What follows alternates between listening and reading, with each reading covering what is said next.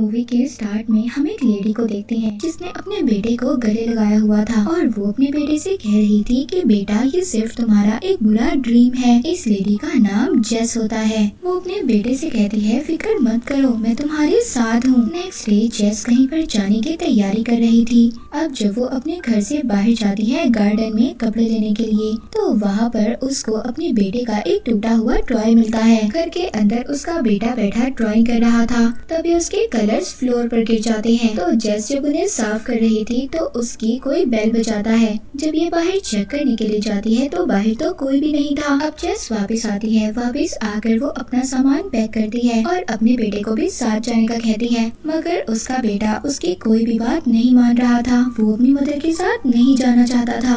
अब जब उसका बेटा बात नहीं मान रहा था तो वो अपने बेटे को घर पर ही छोड़ देती है और खुद अकेले ही चली जाती है। जेस अपने फ्रेंड के पास आई थी। उसका फ्रेंड पूछता है जेस तुम्हें क्या हुआ, तुम क्यों परेशान हो? तो वो कहती है मैं परेशान नहीं हूँ, सिर्फ थोड़ी सी थकावट है और कुछ भी नहीं। उसका फ्रेंड वहाँ पर उसको अपने और दोस्तों से मिलवाता है। अब इन्होंने वेकेशंस मनाने के लिए जिस बोट पर जाना था उस बोट का नाम ट्रायंगल था और इस बोट में जेस के साथ साथ और भी बहुत सारे फ्रेंड्स थे। जेस बोट में जाते हुए सो जाती है। वहाँ पर उसको एक ड्रीम आता है कि वो एक बीच पर है, पर तभी वो डर कर जाग जाती है। तभी उसकी फ्रेंड उसके पास आती है। वो पूछती है जेस क्या हुआ? वो कहती है शायद मैंने कोई बुरा ड्रीम देखा और कुछ भी नहीं। दूसरी तरफ हम जेस के फ्रेंड ग्रेग को देखते हैं। उसके पास उसका फ्रेंड आता है। वो कहता है जेस तो अपने साथ अपने बेटे को लाने वाली थी ना, तो वो इस वेकेशंस में अपने बेटे को क्यों नहीं लाई? इस बात पर ग्रेग कहता है कि उसने मुझे कहा कि उसका बेटा स्कूल गया हुआ था,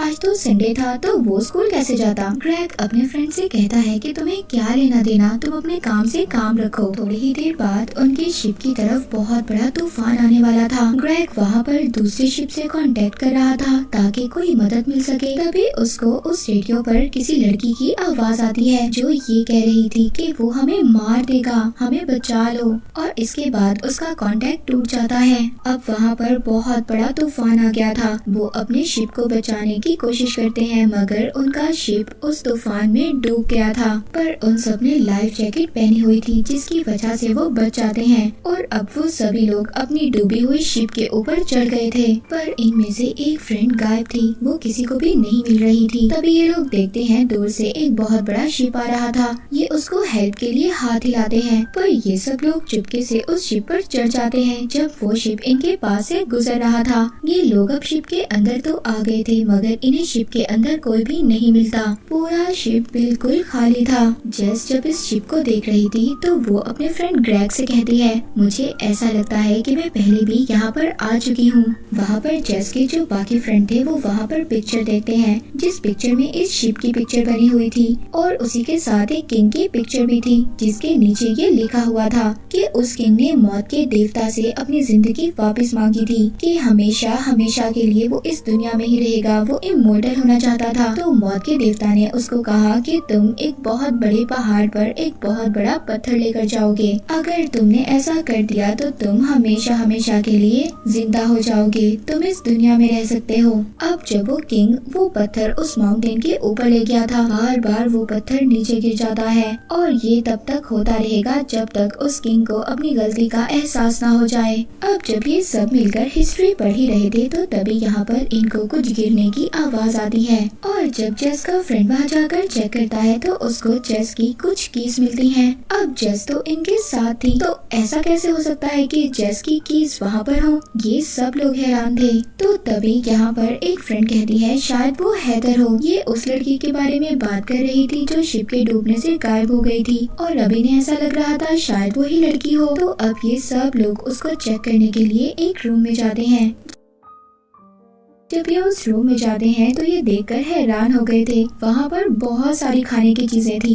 ऐसा लग रहा था कि जैसे ये चीजें किसी ने अभी अभी रखी हो। जेस का फ्रेंड जब वहाँ पर उससे टाइम पूछता है तो जेस की घड़ी 8:30 पर रुक गई थी, जबकि उसके फ्रेंड ग्रेग की घड़ी 11:30 पर रुक गई थी। पर तभी वहाँ पर अचानक से जेस को कुछ नजर आता है और तभी ये लोग उसको देखने के लिए जाते हैं। इनके दो फ्रेंड्स अभी भी इसी रूम में थे। जेस और ग्रेग जब दोनों खड़े बातें कर रहे थे तभी उन्हें एक रूम से आवाज आती है। ये रूम को चेक करने के लिए जाते हैं तो वहाँ पर मिरर पर ब्लड से लिखा हुआ था गो टू द थिएटर। ये लोग अब थिएटर में चेक करने के लिए जाते हैं। जेस अपने फ्रेंड ग्रेग को मना कर रही थी। वो कहती है ग्रेग वहाँ पर मत जाओ, हो सकता है वहाँ पर कोई खतरा हो। उसका फ्रेंड उसकी बात नहीं मानता और थिएटर के अंदर चला जाता है। तभी जेस उसी रूम में वापस आ गई थी जहाँ पर उनको फ्रेश खाना मिला था। पर जेस जब वापस आती है तो वो जगह देखकर हैरान हो गई थी क्योंकि वहाँ पर जो फ्रेश खाना था वो सारा खराब हो चुका था और उसके जो दो फ्रेंड्स इस रूम में रुके थे वो भी यहाँ पर नहीं थे। वो ये समझती है कि शायद वो बाहर चले गए हों। पर तभी वहाँ पर जेस का एक फ्रेंड आता है। उसकी पूरी बॉडी पर ब्लड लगा हुआ था।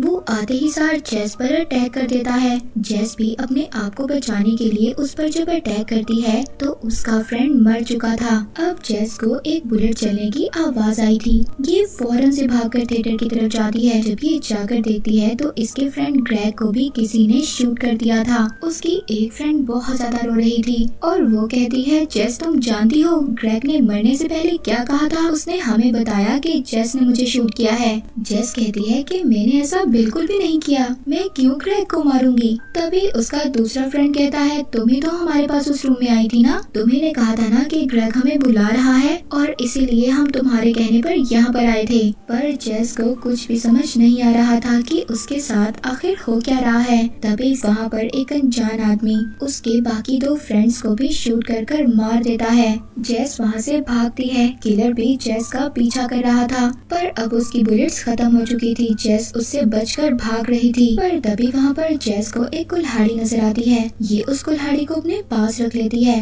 तभी वहाँ पर वो किलर उसके पीछे आ गया था। जेस उस पर अटैक करती है, उसको इंजर्ड कर देती है। उससे पूछती है कि तुम कौन हो, क्या चाहते हो? तभी उसको आवाज आती है कि वो किलर कह रहा था कि सबको मार दो और यही एक रास्ता है घर जाने का। इसके बाद वो किलर खुद पानी में डूब जाता है। अब जेस बिल्कुल अकेली थी। तभी वहाँ पर उसको कुछ आवाजें आती हैं। जब वो चेक करती है तो वो देखती है वही शिप जो उनका डूब चुका था। उसके ऊपर सभी फ्रेंड्स खड़े थे और जेस भी थी जो अभी तक मदद के लिए पुकार रहे थे। जेस जब ये देखती है तो वो शॉक्ड हो गई थी। जेस वहाँ से चली जाती है।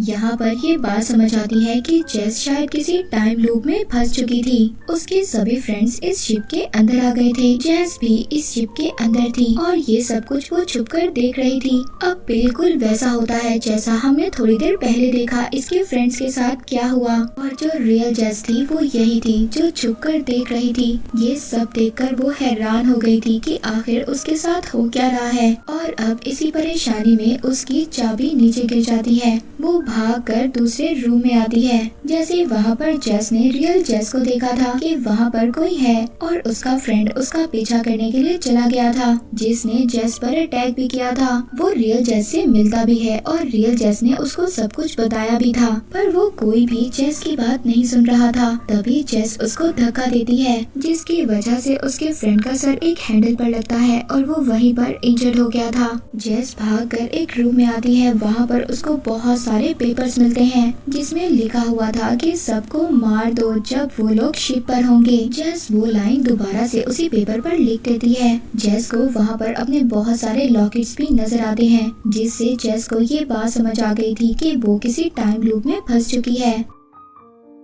अब ये जो रियल जेस थी ये डिसाइड करती है कि ये किसी ना किसी तरह इस टाइम लूप से बाहर आएगी ताकि ये अपने बेटे से मिल सके। जेस अब एक गन लेती है और सबको मारने के लिए चली जाती है। तभी उसका फ्रेंड उसके सामने आ जाता है जो इंजर्ड हो गया था मगर जेस उस पर बुलेट नहीं चला पाती। वो तभी अपनी कॉपी जेस को देखती है जो अपने फ्रेंड्स के साथ थी तो वो फौरन से छुप जाती है और उस जेस को मारने की कोशिश करती है और इसी वजह से उसका फ्रेंड वहाँ पर मर गया था। तभी हम देखते हैं ग्रेग को जिसने मारा था। जो ओरिजिनल जेस थी वो इस जेस से पहले आई थी यानी कि वो जेस ही थी जिसने उसके फ्रेंड ग्रेग को मारा था। जेस के दो फ्रेंड्स जो ग्रेग के पास थे तो उनके पास ओल्ड जेस आती है। पुरानी जेस उसके दोनों फ्रेंड्स को अपने साथ ले गई थी। जब रियल जेस उनको आवाज देती है तो पुरानी जेस उनसे कहती है कि इग्नोर करो। वो दोनों को एक रूम के अंदर ले आती है और वो उस रूम में लाकर दोनों को नाइफ से स्टैब कर देती है जिसमें जेस जेस का मेल फ्रेंड मारा जाता है और जेस की फ्रेंड जो बच गई थी वो जल्दी से कंट्रोल रूम के अंदर जाती है और वहाँ पर रेडियो पर इन्फॉर्म करती है कि वो हमें मार रही है और उसकी ये आवाज जेस के फ्रेंड ग्रेग ने सुनी थी, जैसा हमने पहले देखा था।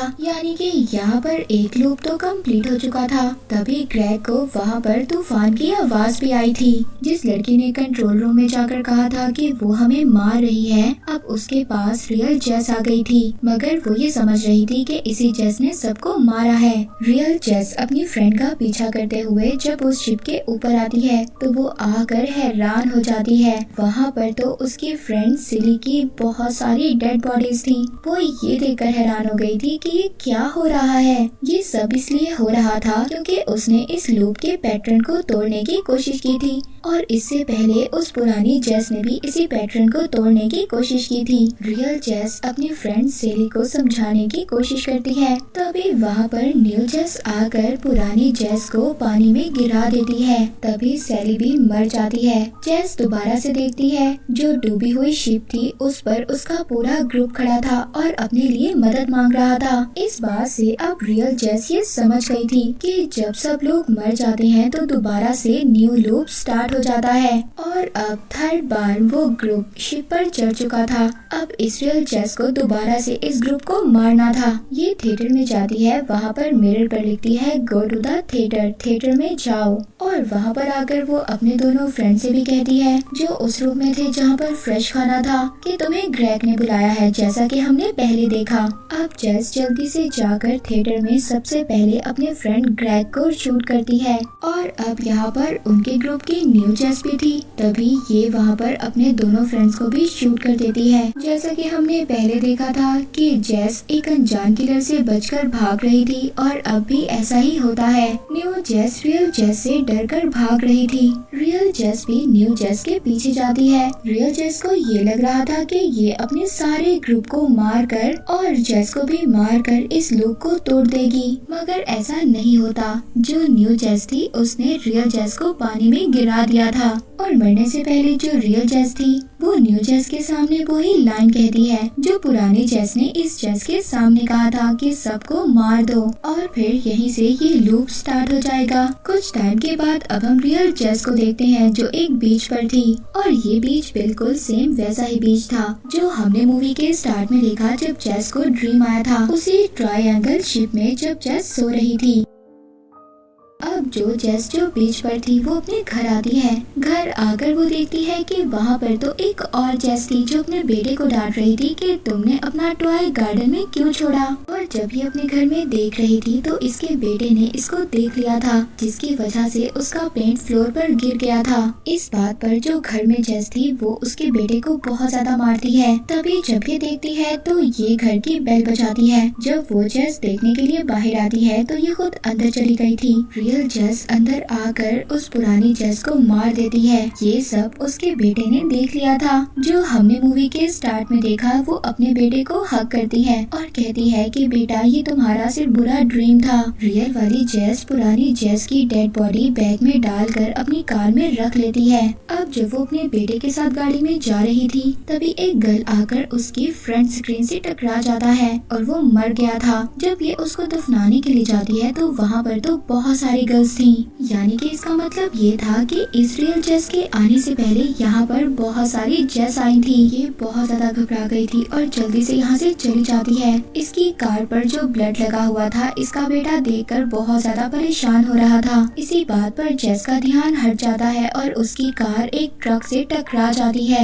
उनका एक्सीडेंट हो गया था। उस एक्सीडेंट की वजह से जेस और उसका बेटा मर गए थे, मगर जो जेस मरी थी वो रियल नहीं थी। रियल जेस बच गई थी। उसके पास एक टैक्सी ड्राइवर आता है। उससे वो सवाल करता है मैडम क्या आप ठीक हैं? तो वो हाँ में जवाब देती है कि मैं ठीक हूँ। रियल जेस टैक्सी में बैठकर उसी जगह पर जाती है जहाँ से ये ट्रायंगल शिप में बैठकर जाने वाली थी, ताकि ये लूप को दोबारा से स्टार्ट कर सके अपने बेटे को वापस लाने के लिए। वो टैक्सी ड्राइवर कहता है मैडम मैंने अपना मीटर बंद कर दिया है, क्या आप दोबारा से यहाँ पर आएंगी? तो जेस कहती है कि हाँ मैं दोबारा से यहाँ पर आऊंगी। अब जब वो वहाँ पर शिप पर जाने के लिए आती है तो उसको उसका वही फ्रेंड मिलता है जो पूछ रहा था कि क्या तुम अपने बेटे को अपने साथ नहीं लाई। तो वो कहती है कि वो स्कूल गया हुआ था। अब वहाँ पर ग्रेग भी आ जाता है, यानी कि ये वही सीन था जो हमने मूवी के स्टार्ट में देखा। और जेस इस टाइम पीरियड को दोबारा से स्टार्ट कर रही थी, यानी कि टाइम लूप को दोबारा से स्टार्ट कर रही थी अपने बेटे को वापस लाने के लिए। जेस उसी शिप पर चढ़ जाती है जिस पर उसका सारा ग्रुप था